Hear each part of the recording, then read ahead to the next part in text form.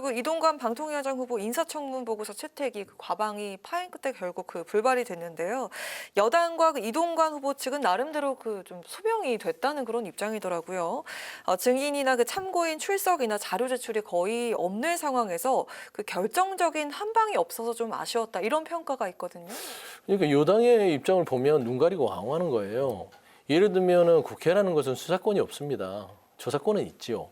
그다음에 자료 제출 요구권도 있고요. 네. 그러면은 행정부라든지 그 인사청문회 임하는 후보자는 자료를 성실하게 줘야만 그 자료를 근거로 한 방을 하든 두 방을 하든 할 거 아닙니까? 근데 자료를 하나도 안 주고 나서 결정적인 한 방이 없었다? 그게 무슨 소리입니까? 그거는 너무 이제 국회를 말하자면 경시하는 태도고요. 이동관 후보자는 이미 세계 측면에서는 부적격을 이미 오래전에 부적격자를 지금 앉혀놓은 겁니다. 억지로.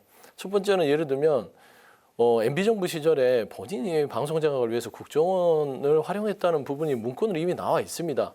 물론 당시에 조사를 안 받아서 뭐 면탈을 했다, 면제를 했다 하지만 당시에는 이제 같이 가담했던 국정원 직원들은 다 감옥에 갔어요. 근데 본인은 말하자면 공소시효가 끝나서 그거를 면탈했는데 그걸 떳떳하게 한다? 그리고 국정조사에서 아니 인사청문회에서 얘기를 했죠. 이 문건 기억합니까? 그랬더니 이런 게 있었나요? 이렇게 좀 뻔뻔한 태도를 보이고 있어요. 그다음에 이제 학폭 논란도 그렇습니다. 아들이 그런 학폭 논란이 있었을 때 본인이 그거를 부인했음에도 불구하고 인사청문회에서는 조금 있었겠지요. 인정한 거예요. 그런데 인정했음에도 불구하고 국민의힘에서는 다 털었다 그 정도면 그는 뭐 본인들이 셀프로 그냥 오케이를 해준 거 아니겠습니까? 네. 라는 차원에서는 부적격 채택을 하는데 그 부분들이 이제 파행이 된 거죠, 상임위에서. 근데 이번에도 뭐 대통령께서 맘먹고 한 거니까요. 부적격 인사든 아니든 또 임명을 하지 않을까라는 점에서는 참 국가적으로 참 불행이 또 시작된다. 그렇게 생각합니다.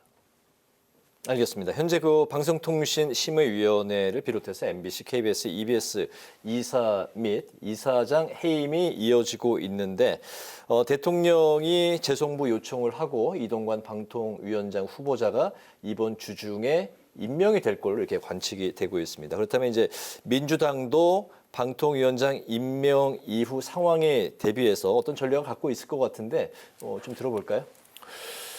그 전략은 비밀이 돼야 되는데 이게 있습니까? 있지요. 네.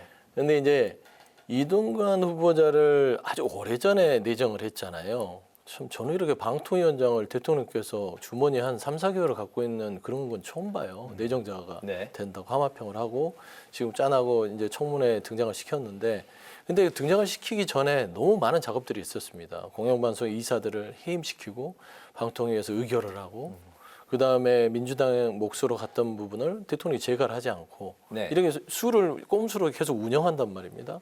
근데 결국에는 이런 전체적인 걸 봐도 이동관 후보자 자체도 방송 장악을 했던 사람을 본인을 앉혀서 메인으로 앉혀놓고 그 주변의 상황을 다 정리를 해줍니다. 대통령실에서. 그러면 결국에는 방송 장악을 하겠다는 거잖아요. 네. 그런 의미에서는 첫 번째 이동관 후보자에 대해서는 이번에 자료 제출을 안 낸 부분에 있어서 인사청문회법과 국회 증언감정법에 따라서 고발을 검토하고 있고요. 그런 법적 책임을 물어야 될 부분이다. 그다음에 두 번째는 이게 국가가 시스템으로 돌아갑니다.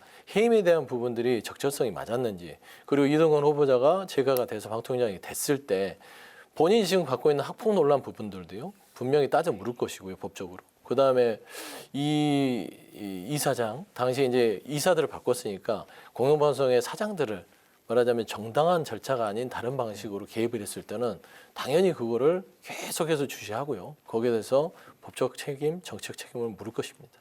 네.